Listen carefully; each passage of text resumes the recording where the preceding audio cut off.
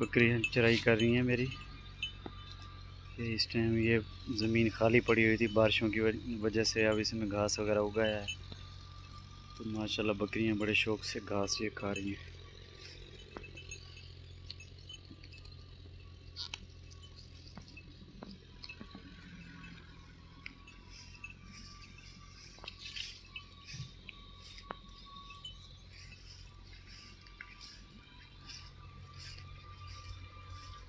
माशाल्लाह माशाल्लाह, ये है मेरा फ्यूचर ब्रीडर यमन, इसका नाम मैंने यमन रखा हुआ है।